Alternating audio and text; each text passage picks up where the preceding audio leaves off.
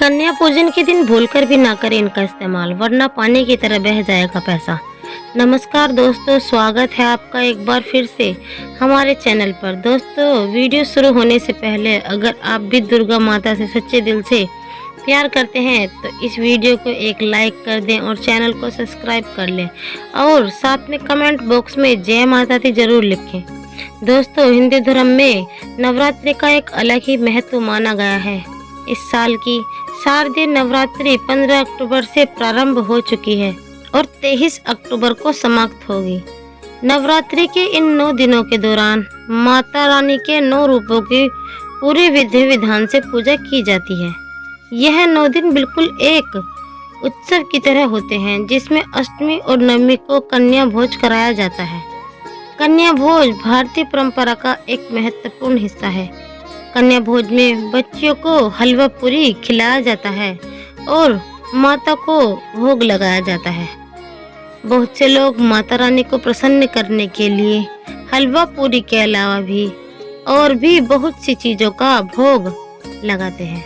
नवरात्रि में माता रानी को खुश करने के लिए लोग कन्याओं को भोजन कराते हैं। भोजन कराने के साथ कन्याओं को भेंट देते हैं।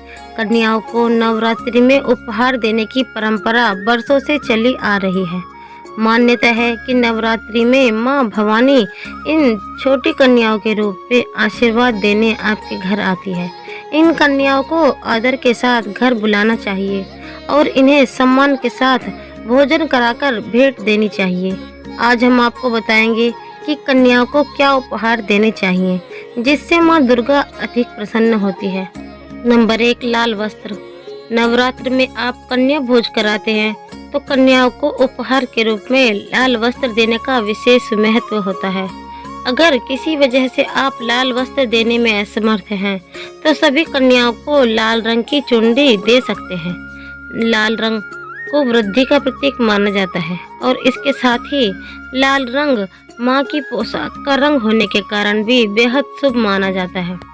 वहीं लाल रंग के वस्त्र देने से आपका मंगल भी मजबूत होता है। नंबर 2, फल। नवरात्र का कन्या भोज करने में कन्याओं को कम से कम एक मौसमी फल जरूर देना चाहिए। माना जाता है कि नवरात्र में कन्याओं को फल देने से आपको अच्छे कर्मों का फल कई गुना वापस होकर मिलता है। फलों में सबसे शुभ केला और नारियल को माना जाता है। माना जाता है कि केला विष्णु जी का प्रिय फल और नारियल यानी श्रीफल माँ लक्ष्मी को प्रिय होता है। इन दोनों को ही दान करने से आपके घर की सुख समृद्धि में वृद्धि होती है। नंबर 3, बादाम का हलवा। बादाम के सेहत से जुड़े फायदे तो हम सभी जानते हैं। इन्हीं फायदे से भरपूर बादाम का हलवा आप इस नवरात्रि कन्या पूजन में कन्याओं को खिला सकते हैं। बादाम का हलवा जितना स्वादिष्ट होता है उतना ही सेहतमंद भी। तो इस कन्या पूजन में हलवे की जगह बादाम का हलवा खिलाएं और कन्याओं को प्रसन्न करें। नंबर 4, जलेबी। बच्चों को जलेबियाँ बहुत पसंद होती हैं और यह सबसे ज़्यादा पसंद की जाने वाली मिठाइयों में से एक है। आप चाहें तो महज आधे घंटे के अंदर घर पर ही जलेबी बना सकते हैं, तो हलवे की जगह जलेबी खिला सकते हैं। नंबर 5, खीर। घर पर कोई भी पूजा हो या त्योहार हो, खीर के बिना भोग अधूरा है।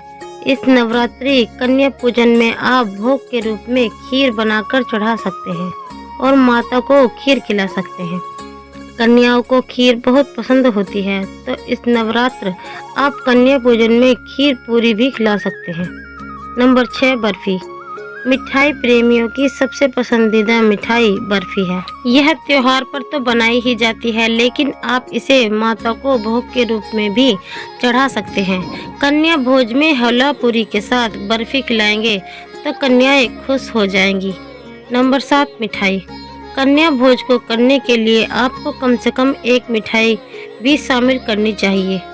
अगर किसी वजह से आप मिष्ठान शामिल न कर सकें तो घर में साफ सुथरे ढंग से बनाया हुआ सूजी या फिर आटे का हलवा भी माता को भोग लगाकर कन्याओं को खिला सकते हैं। ऐसा करने से आपके गुरु ग्रह की मजबूती बढ़ती है और माँ भगवती भी आपसे प्रसन्न होती है। नंबर 8, श्रृंगार सामग्री। नवरात्र में कन्या भोज करने के बाद भेंट में कन्या को श्रृंगार की सामग्री उपहार में दे सकते हैं। यह श्रृंगार सामग्री पहले माता को अर्पित करनी चाहिए और उसके बाद छोटी छोटी कन्याओं में बांट देनी चाहिए। मान्यता है कि कन्याओं द्वारा ग्रहण की गई श्रृंगार सामग्री सीधे माता द्वारा स्वीकार कर ली जाती है। नंबर 9, चावल या जीरा। परंपराओं के अनुसार कन्याओं को जब विदा किया जाता है तो विदाई में उनको कोचा दिया जाता है। इस कोचे में चावल और गुड़ दिया जाता है। मान्यता है कि इससे आपके घर के धन धान्य में वृद्धि होती है। नवरात्र में भी आप कन्या भोज करें तो विदा करते समय कन्याओं को उपहार के साथ थोड़ा सा चावल और जीरा भी देना चाहिए। इससे आपके घर में संपन्नता बढ़ती है। नंबर 10, सिक्के। नवरात्र में कन्याओं को विदा करते समय उन्हें दक्षिणा के स्वरूप कुछ रुपए पैसे भी जरूर देने चाहिए। ऐसा करने से माँ लक्ष्मी आप पर प्रसन्न होती है और आपके भंडार भर देती है। हो सके तो कन्याओं को अपने सामर्थ्य के अनुसार 11, 21 या फिर 51 रुपए देने चाहिए। आइए जानते हैं कन्या पूजन की विधि। नंबर 1, कन्या पूजन के दिन एक दिन पहले सभी कन्याओं को आमंत्रित करें। नंबर 2, सभी कन्याओं के चरण स्पर्श करें और उन्हें साफ सुथरी जगह पर बिठाएं। नंबर 3, इसके बाद उनकी कलाइयों पर मोली बांधें। सभी कन्याओं को तिलक लगाएं। नंबर 4, इसके बाद उन्हें भोजन खिलाएं। कन्या पूजन के लिए हलवा और पूरी का प्रसाद तैयार करें। नंबर 5, बच्चों को प्यार से भोजन खिलाएं और अंत में उन्हें गिफ्ट दें। उनके पैर छुएं और उन्हें भेजने जाएं। आइए अब जानते हैं कन्या पूजन से जुड़ी खास बातें। नंबर 1, कन्या पूजन के दिन 9 से अधिक कन्याओं को आमंत्रित करना शुभ होता है। नंबर 2, 2 साल की कन्या का पूजन करना बेहद शुभ माना जाता है। मान्यता है कि इससे घर की दरिद्रता दूर होती है और सभी रोगों से छुटकारा मिलता है। नंबर 3, 3 साल की कन्या को त्रिमूर्ति का रूप माना जाता है। कहते हैं कि 3 साल की कन्या की पूजा करने से घर में सुख समृद्धि और खुशहाली बनी रहती है। नंबर 4, धार्मिक मान्यता है कि घर में सुख शांति के लिए 4 साल की कन्या का पूजन करना बेहद शुभ होता है। नंबर 5, 5 साल की कन्या को रोहिणी कहा जाता है। इनकी पूजा करने से सभी रोग दोष से छुटकारा मिलता है। नंबर 6, 6 साल की कन्या को कालिका का रूप माना जाता है। मान्यता है कि इनका पूजन करने से सभी कार्यों में सफलता मिलती है। नंबर 7, 7 साल की कन्या को चंडिका कहा जाता है। मान्यता है कि चंडिका का पूजन करने से घर में धन दौलत की कमी नहीं होती। नंबर 8, 8 साल की कन्या को सांभवी कहा जाता है। कहा जाता है कि 8 साल की कन्या का पूजन करने से सभी कार्यों में सफलता मिलती है।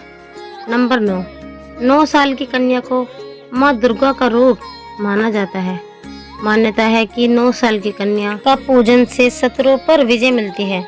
नंबर 10, मान्यता है कि 10 साल की कन्या का पूजन करने से मनोकामनाएं पूरी होती हैं।